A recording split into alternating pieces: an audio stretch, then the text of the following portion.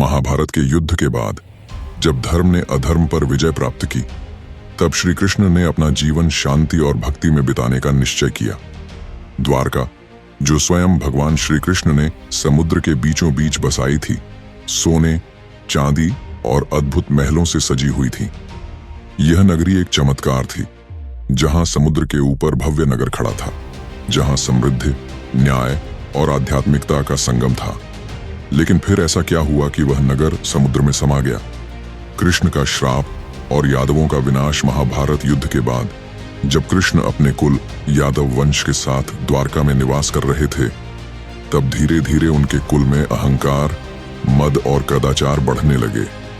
महाभारत युद्ध में जीतने के बाद यादवों में शक्ति और संपत्ति का इतना अहंकार आ गया कि वे अपने ही नियमों को भूलने लगे। एक दिन कुछ यादव कुमारों ने महर्षि दुर्वासा, विश्वामित्र और नारद जैसे ऋषियों का अपमान कर दिया।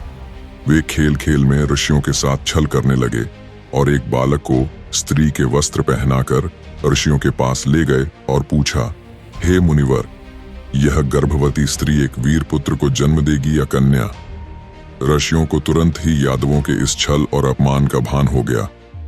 क्रोधित होकर उन्होंने श्राप दिया, जिस संतान को यह स्त्री जन्म देगी वही तुम्हारे कुल का विनाश करेगी। समय बीता और सचमुच वह बालक एक लोहे की गदा के रूप में जन्मा। डर के कारण यादवों ने इसे समुद्र में फेंक दिया, लेकिन समुद्र ने इसे घिसकर रेत में मिला दिया। वह लोहे का चूर्ण धीरे धीरे समुद्र तट पर उगने वाली घास में समा गया। समय के साथ जब यादवों में मद और अहंकार अपनी चरम सीमा पर पहुंचा, तब एक दिन वे मदिरा पान करके आपस में ही झगड़ने लगे। वे जिस घास से बने बाणों का उपयोग कर रहे थे, वे उसी लोहे के चूर्ण से बनी थीं, जिसे समुद्र में फेंका गया था। इस घास से बने तीखे बाणों से यादवों ने एक दूसरे का संहार कर डाला। भगवान कृष्ण ने यह सब देखा, लेकिन यह जानते हुए भी कि यह नियति थी, वे इसे रोक नहीं सके। इस प्रकार श्री कृष्ण के वंश का नाश हो गया। भगवान कृष्ण का देह त्याग और द्वारका का अंत, यादव कुल का संहार हो गया। तब भगवान श्री कृष्ण अकेले रह गए। वह समुद्र तट पर एक पीपल के वृक्ष के नीचे ध्यानमग्न होकर बैठे थे।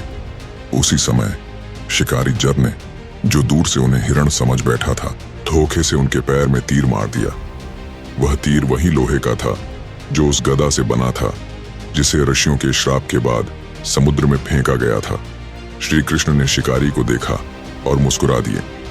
उन्होंने कहा, यह विधि का विधान था, अब मुझे इस संसार से विदा होना होगा। और वे योग बल से अपने धाम चले गए।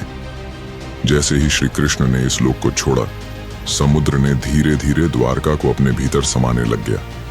समृद्धि से भरी हुई वह नगरी, जो समुद्र पर खड़ी थी, देखते ही देखते जल में विलीन होने लगी। लोग यह दृश्य देखकर चकित थे, परंतु वे जानते थे कि यह सब भगवान की लीला थी।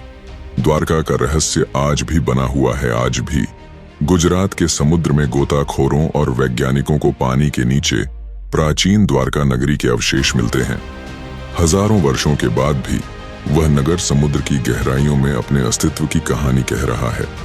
श्री कृष्ण की द्वारका का डूबना यह दर्शाता है कि जब अधर्म और अहंकार बढ़ता है, तब उसका विनाश निश्चित होता है। द्वारका केवल एक नगर नहीं, बल्कि धर्म और सत्य का प्रतीक। जानकारी और रोचक वीडियो के लिए हमारे चैनल को सब्सक्राइब करें और नए अपडेट्स सबसे पहले पाएं।